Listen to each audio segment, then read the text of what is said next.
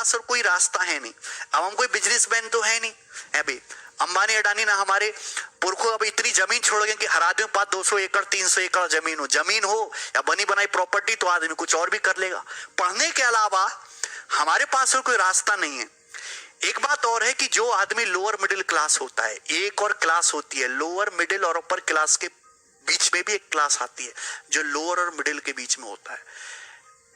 अमूमन लोअर और middle class की एक जनरेशन को मिडिल क्लास या अपर क्लास में पहुंचने के लिए एक बंदे का, कम से भी कम एक बंदे का उसके परिवार में एक बार सरकारी नौकरी में जाना बहुत जरूरी है।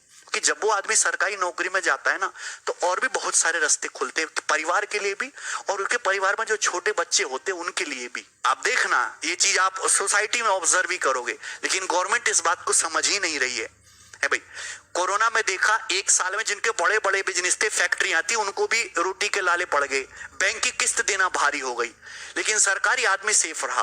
भाई 15, 20, 25 लोगों की एक फैमिली में या फिर 8-10 लोगों की फैमिली में एक आदमी की सरकारी नौकरी रहे तो कम कितनी भी दिक्कत आ जाए कम से कम वो भूखा तो नहीं मरेगा ना, उसका परिवार सड़क पे आने लायक कंडीशन तो नहीं रहेगी।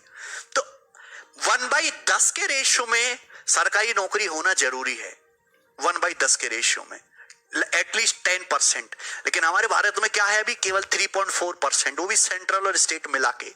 तो एक अभी खराब आंकड़ा है, बहुत ज्यादा है भाई। हमारे देश में 10,000 लोगों के ऊपर केवल 150 पुलिस वाले हैं। कितना कम रेशियो, वर्ल्ड में बहुत कम है।